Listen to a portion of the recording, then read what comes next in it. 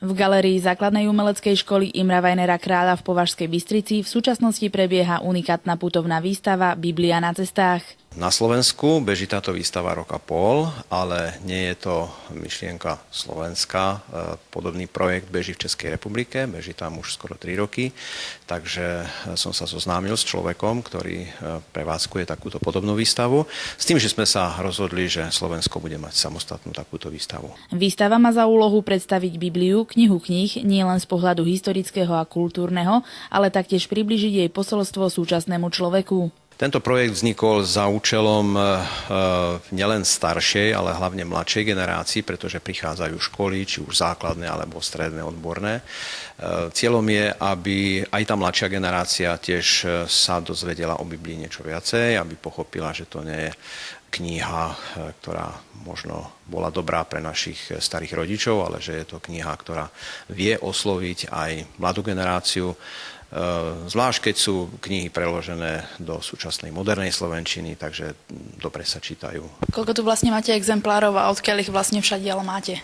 Exemplárov je viac ako 200, konkrétne asi 220. Knihy sú čiastočne požičané, čiastočne darované a čiastočne odkúpené.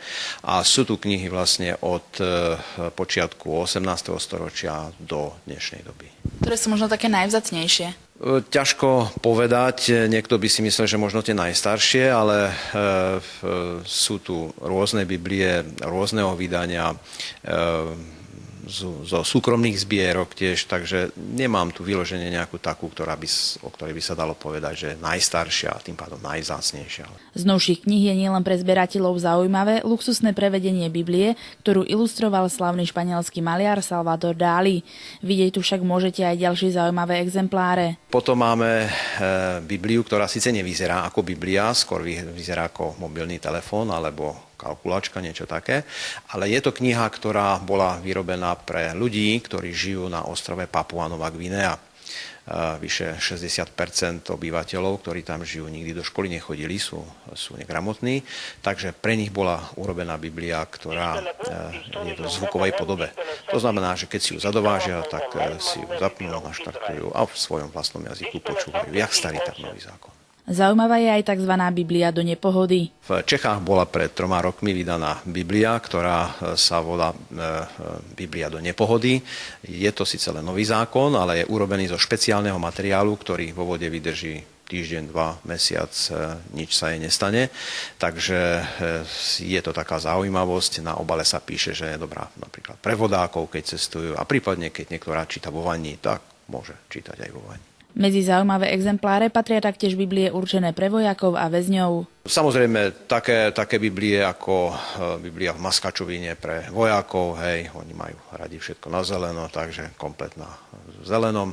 Biblia pre väzňov, ktorá je tiež špecifická tým, že kedysi po roku 2000, po revolúcii, keď sa do väzníc dostali pastori, farári, kazatelia, tak prinášali väzňom Biblie na takom klasickom teňučkom papieriku.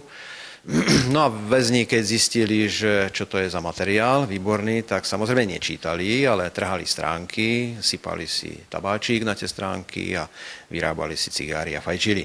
Takže keď sa to zistilo, tak sa pre nich urobila Biblia, ktorá papier síce horí, ale je napustený nejakým prípravkom, že keby si aj utočili to cigáro a zapálili, tak sa u toho dusia, bere ich na vracanie z toho a tak podobne. Takže buď čítať, alebo nečítať, hej, takže takéto zvláštnosti. Samozrejme je tu kopa Biblií pre deti, starších alebo mladších, takže aj tí si prídu na svoje. Máme tu iPad, v ktorom je tiež stiahnutá Biblia, ktorá je urobená formou komiksu. To znamená, že celá Biblia, starý aj nový zákon je spracovaný maliarom, hej, ktorý vlastne veľmi krásnym spôsobom túto knihu ilustruje. Takže kto nerad číta, tak vlastne takouto skrátenou formou komiksovou si môže prečítať celú Bibliu. Mnohých návštevníkov výstavy prekvapilo, v koľkých podobách Biblia existuje.